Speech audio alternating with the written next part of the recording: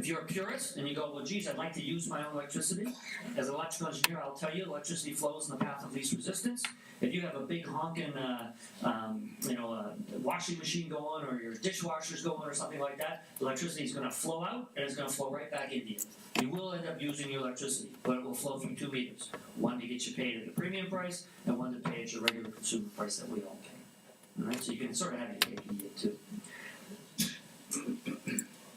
Let's take a look at a couple pictures.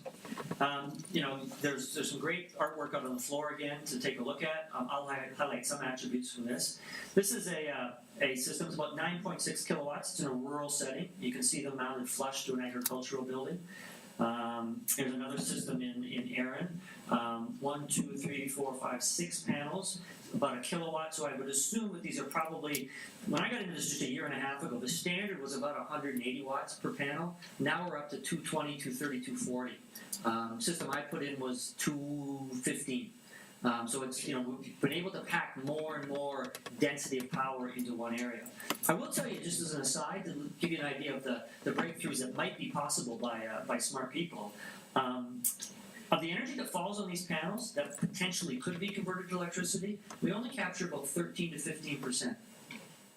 Really very small, and it's been that way for decades. There's been no breakthroughs in terms of fundamentally changing the way the doping and the silicon is prepared. But if we could, there's huge potential there, because we're only capturing about 13 to 17%, depending on the panels and the manufacturing process. You can see on this picture sort of a little bit of spacing between the roof and the actual panels. Do that for a couple reasons. One is to get some thermal effect, some actual cooling going on underneath the panels. I talked to you about heat and how the panels don't like heat.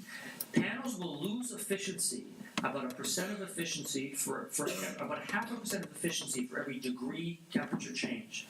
So if the temperature were to go up 20 degrees, you'll lose 10% efficiency. So 10% of that 13 to 17 I already talked about is a goodbye. In February, though, when it's minus 20, and you've got a whole bunch of temperature decrease, you're going to get, let's say, panels as they come when they're rated are at 20 degrees C. So if you have a 200 watt panel, it's 200 watts at 20 degrees C. So at minus 20, that's 40 degrees below its rated temperature. It'll produce 20% more. It's really quite dramatic. And I've noticed that in my own system and that. Anyway, so that's one of the reasons we really want that cooling. We have that thermal there. The gap isn't too big, though, because you don't want snow in that to get wedged and sort of collect underneath there. You want rainwater, if there's roof above it, to be able to slide right through it in that, and you want cooling in that. But other than that, they're pretty flush to the roof. If you look at this building, you'll see that the panels actually stick above the roof peak. Kind of an unusual installation. I may be bold. I'll say it's not something I would recommend. One of the concerns that immediately comes to mind is if wind comes up the backside of that roof, it could catch the top edge of that and create kind of a leveraging effect, sort of cantilever. We want to pull those panels off. I'm sure, I have confidence, this was done because it was done by a vendor we work with who does great work. It was done appropriately, and they took that into account with the mounting hardware and the approach that was put on there, but a very non-traditional approach. Anyone have any idea why they did it, though? See all the trees in the picture? Shading. The evil of these systems is shading. You want the sun to shine on them, and you can see by the picture, the tree in the foreground and all the tree in the background, that they really were playing games with some shading issues in this particular case. And as a result, they really wanted to get as much production as I can by getting it up there. People ask me all the time, do I have to have a perfect location, no shade, directly south of that? No, but every bit that you move out of the ideal conditions, your potential for producing power gets decreased.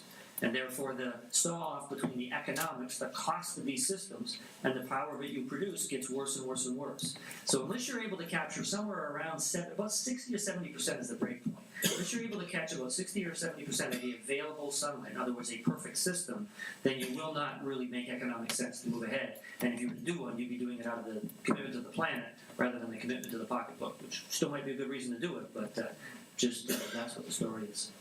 There are some technologies that I'll introduce you to. We spoke just a moment ago about the inverters. Let me just go back a moment here, see if I can. I got a new tool today, so I'm getting used to it. The inverters here. Inverters can come in two different types of styles. String inverters and what's called micro inverters.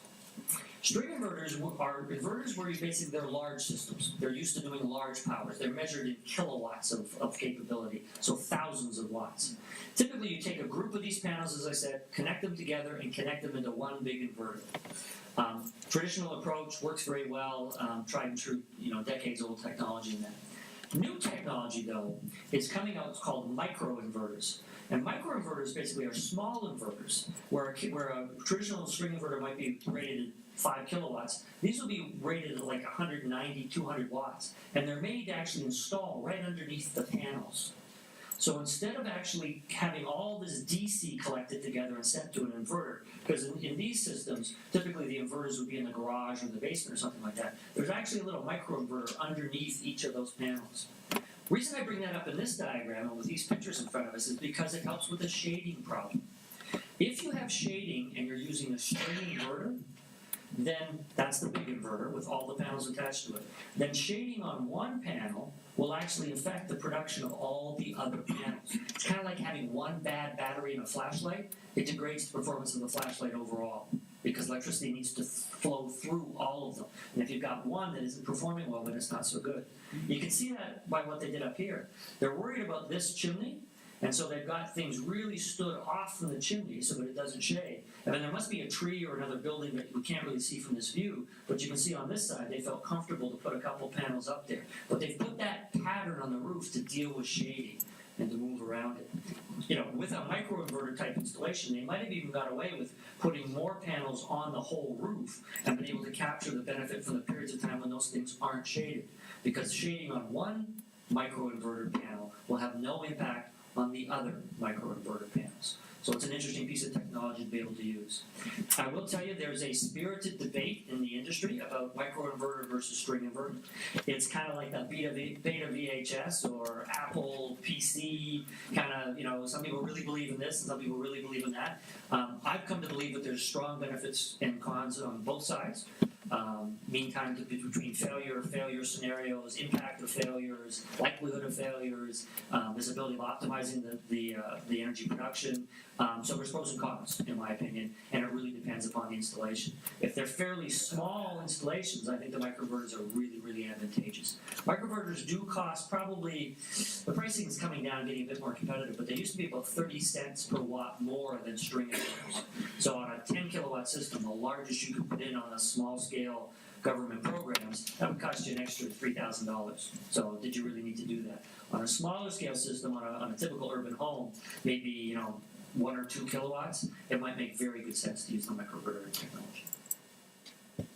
Another kind of systems, we won't spend a lot of time on this, are ground-mounted systems. The Cadillac of this world is a thing called a dual-axis tracking system, which actually follows the sun from sunrise to sunset as it moves through the sky, adjusting both for day to night transitions, but also the seasonal transitions. In the summer, the sun's much higher. In the winter, the sun's much lower. On a roof situation, your roof pitch is fixed. I should tell you from just an astronomical perspective, the ideal roof pitch is about equal to the latitude where the house is placed. So in this area of the world, it'd be about 42, 43 degrees. We don't have a lot of roof pitches that are like that. That's almost like an equal rise run. 45-degree roof angle or 12-12. But the standard roof pitches we do have come in at around 30 to 33 degrees, which actually is very good because about 35 degrees is the best roof angle if you want to capture a maximum amount of energy production in the summer, which is when most of the production actually occurs. If the sun's about 70 degrees in the sky, that's about as high as it gets, then if you're at a 30-degree angle, then you're about 90 degrees from the rays of the sun, which is the ideal location to be able to do solar production. So actually by default, whatever decision they made to do roof pitches, what they decided to make roof pitches, I guess it's a materials thing or something like that, actually is quite optimal for solar production if you want to optimize your production in the summer, which if you can't adjust them is the right time to optimize for, because that's where the most of the production comes in. So it actually makes a lot of good sense. These systems will allow you to change all that, right? Allows you to track it. Typically they have a bunch of gears and levers and motors and that actually allows it to follow through. Does anyone notice anything interesting about this sort of big picture of the systems though? facing different directions. Yeah, they're all facing different directions, aren't they? See, and that's one of the Achilles heels of this stuff is, lots of intelligence, lots of sophistication. Most of these things use actually sunlight sensors, little pinholes where the rays of the sun come in and they can tell where that light beam is hitting in this little box. And if they move it a little this way, oh, I get the light beam more centered, okay, that must be pointed in the right direction. So when it gets cloudy and overcast like that, and there's not a distinct ray of sunlight to be able to hit the box, they kind of don't know where to point. In the most extreme situations, they give up. And they point themselves back to east, their sort of home position, waiting for the sun to rise the next morning. Doesn't happen very often. It is very mature technology, but I'm not a big fan of it, so I like to poke fun of it. Dan? Are you going to mention, though, that there are systems that use astronomical maps? Dan would like me to talk to you about GPS-based systems, really, which is really just we know where the sun is at any point in time. They're not what they call active tracking. They're what they're called passive tracking, which is a bad name for it, but it just compares with active tracking. If you know where you are and you know what time of day it is, then astronomical tables and that tells you where the sun's going to be. And so these things have little GPS, or you tell them exactly where they are, latitude, longitude, and then they just track exactly where the sun should be. So in this case, they would all be pointing to where the sun is behind the clouds, and it would just be there. So there are two different types of systems. I'm just not a big fan about this because when you think back to what I showed you before, no moving parts, right? You have panels strapped on your roof, bunch of cables going to this inverter box that sits on a wall, out to the meter. There's not a single moving part in it. Some inverters, by the way, don't even have fans in them, so you don't even need to worry about a fan burning out over time. No moving parts whatsoever. These systems, the government programs are 20 years. These systems will last 30 to 40 years. The last thing you want is maintenance headaches with it. As soon as you start putting this stuff in, gears, motors, lubes, greasing and that, I'm not a big fan. Okay, so why do they have these systems? Why are they popular in Europe? Why do they have decades of history? Because you'll produce about 40% more electricity than you will if they were strapped on your roof. And that's the kicker with it, right? That's also why the government this year, about a year into the program, made a price point difference. So now they're paying much less for electricity on these ground-mounted systems than they are for the ones in the roof, right? That's the reason behind it. Since fairly, do I have anyone doing rural systems here, or can I go kind of quickly through here? Oh, okay, we got one or two. All right, let me just highlight this. In the spirit of disclosure, that's my system, so needless to say, I'm very proud of it. It's perfect. No, it's not perfect, but it's got some attributes I'd like to pull out.